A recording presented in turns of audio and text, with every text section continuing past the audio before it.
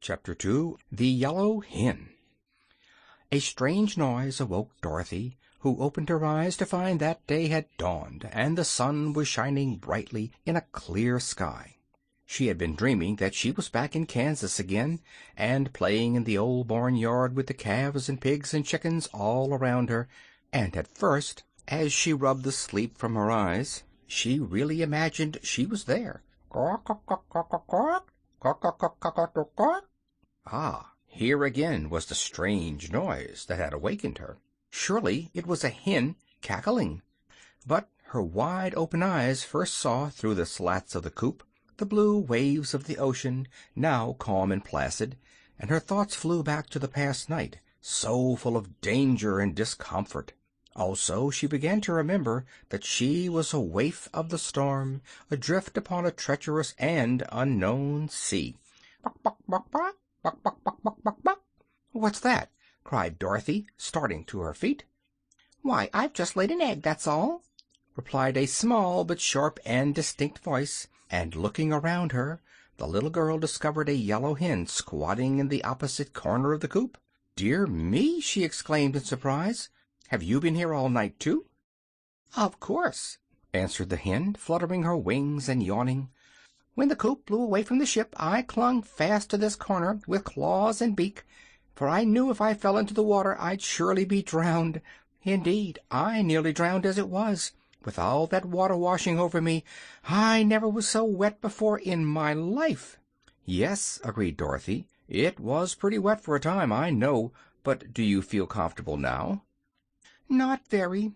The sun has helped dry my feathers, as it has your dress, and I feel better since I laid my morning egg. But what's to become of us, I should like to know, afloat on this big pond?"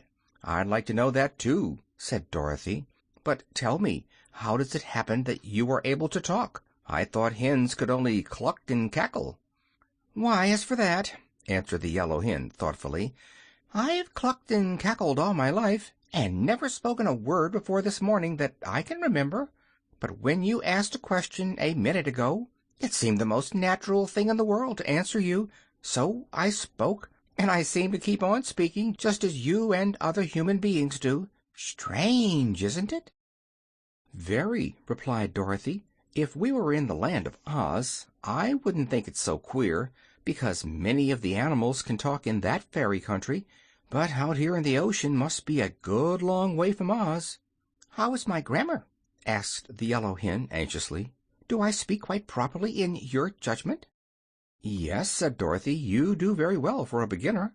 "I'm glad to know that," continued the yellow hen in a confidential tone, "because if one is going to talk, it's best to talk correctly.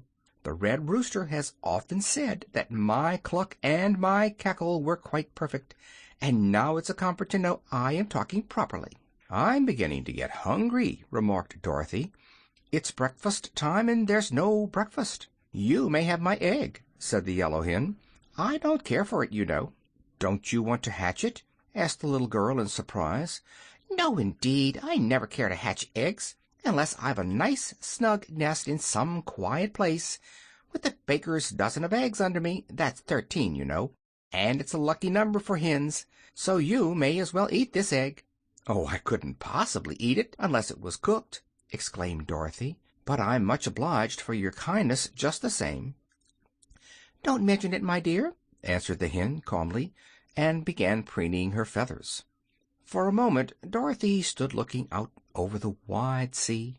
She was still thinking of the egg, though, so presently she asked, "Why do you lay eggs when you don't expect to hatch them?" "It's a habit I have," replied the yellow hen. "It has always been my pride to lay a fresh egg every morning, except when I'm molting.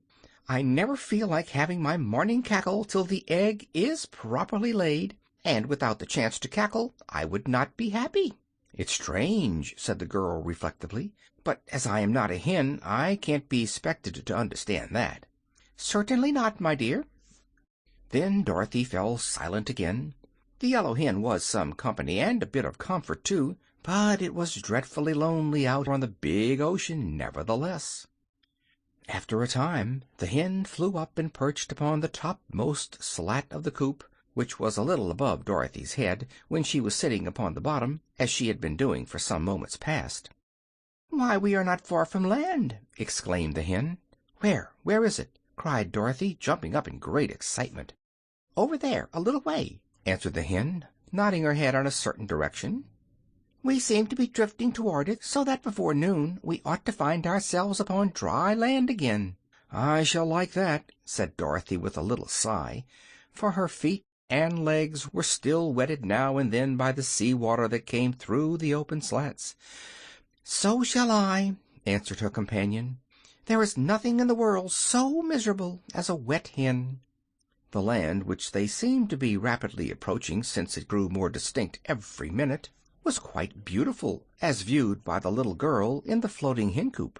Next to the water was a broad beach of white sand and gravel, and farther back were several rocky hills, while beyond these appeared a strip of green trees that marked the edge of a forest.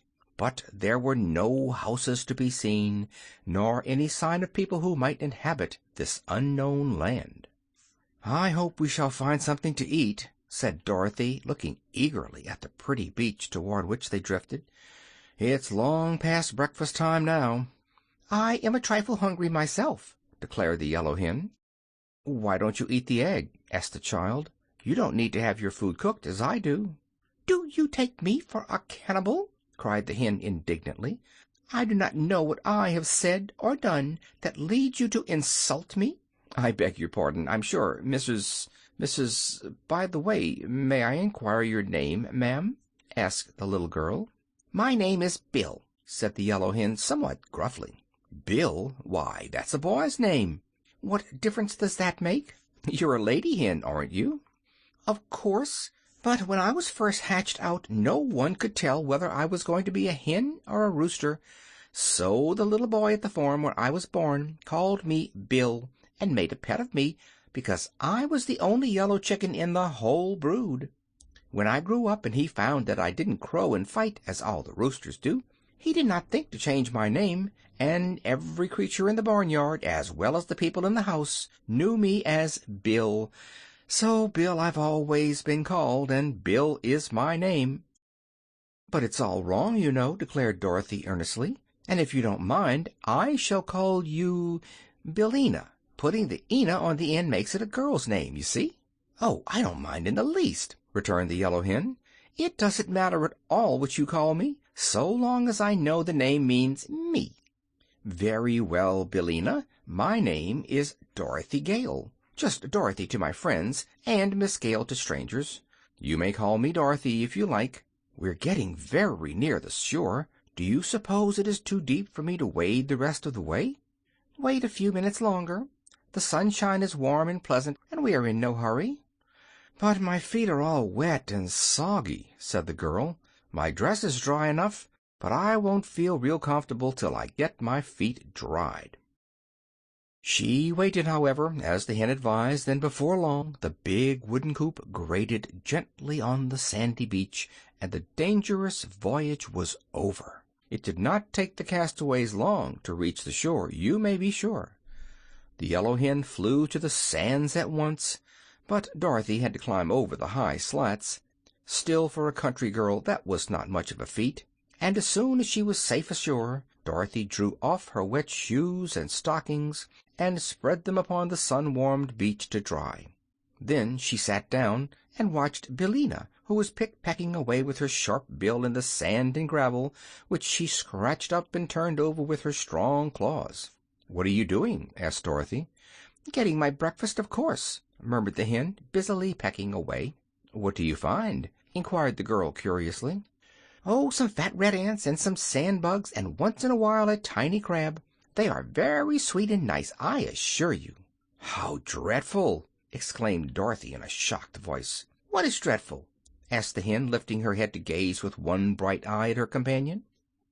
"Why, eating live things, and horrid bugs, and crawly ants.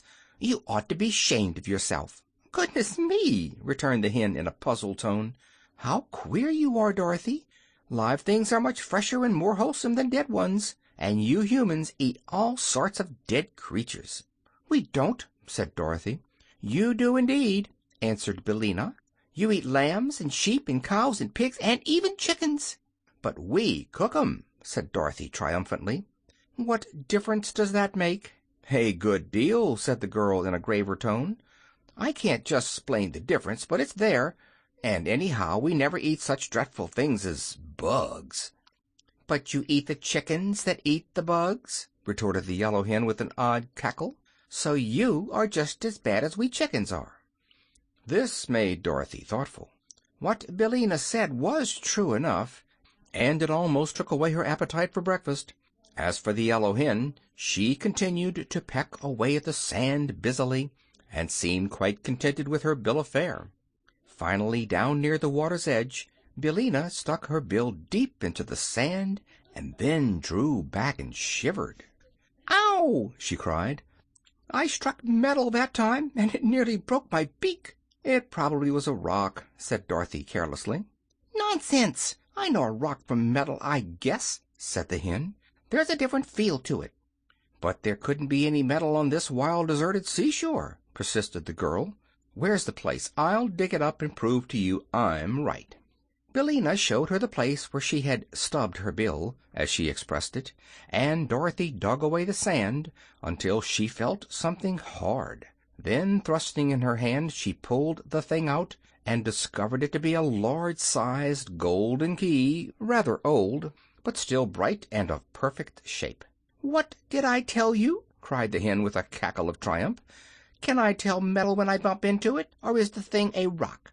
"It's metal, sure enough," answered the child, gazing thoughtfully at the curious thing she had found.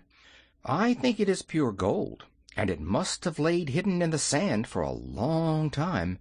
How do you suppose it came there, Billina? And what do you suppose this mysterious key unlocks?"